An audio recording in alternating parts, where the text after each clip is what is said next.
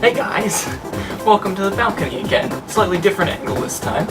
Anyways, the channel's passed 200 subs recently, and it's almost got 50,000 total views across all the videos. Not that bad.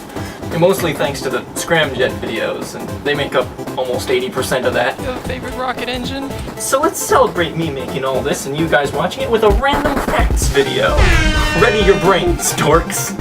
Fact number 1. Light moves at the speed of light, 186,000 miles a second, or about 300 million meters per second. And almost all the light radiation in the solar system is made up by the sun. But did you know that it can take several 100,000 years to get out of the sun?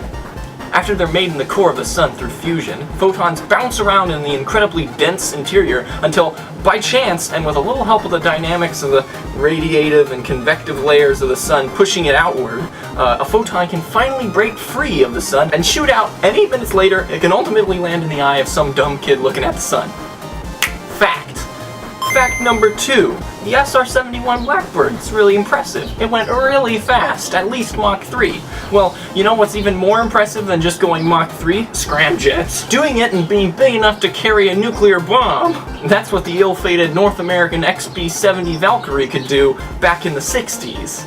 The plane was almost 190 feet long, 100 feet wide, weighed over 500,000 pounds, it had wings that could transform, has 6 afterburning turbojet engines, and I'm not making up any of this. Here it is.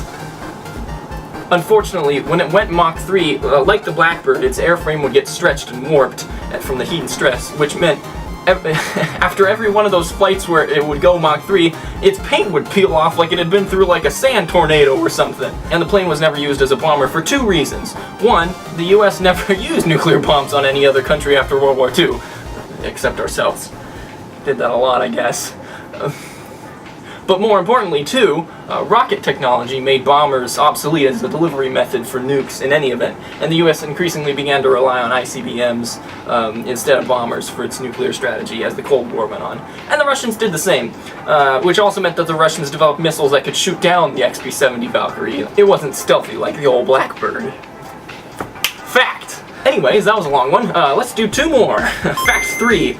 Here's one that you might have known, if you're old enough, but probably have forgotten otherwise, since the last time it was actually relevant was about 16 years ago, and the next time it will be is 84 years after that. The fact is, the first century of time, AD, stretches from year 1 to year 100, which makes sense, because intuitively you can tell that there were 100 years in that century, but the year before the year 1 AD, or CE if you prefer, is the year 1 BC, or BCE. The point is, there was no year 0, and that has another implication. The year 100 is the final year of the 1st century, but it is not, as you might think, the first year of the 2nd century. That's the year 101, just as the year 201 is the first year of the 3rd century, and 301 the first year of the 4th, and 2001 the first year of the 21st. It can get a little bit confusing, but the best way to remember how to not get confused is to know that the 20th century ends at the 20th 100th year,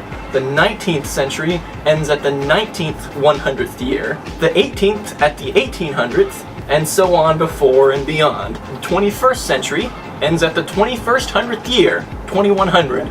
See you there! I'd be 105. Fact!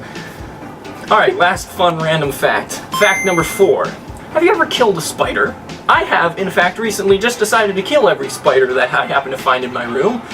And I really like spiders. I don't want to kill them, but honestly, I'm a million times larger than them, a million times more complex than these puny insects, arachnids, and it thinks it's gonna trespass here in my domain, in my room, and threaten to bite me in my sleep? I'm sorry, spider, but the penalty for trespassing is death. Anyways, if you've ever seen or killed a dead spider, you might have noticed how they sometimes curl up in a little ball when they're dead, with all their little legs retracted up against their body. That's because, fact number 4, spiders move their legs by pushing blood through them.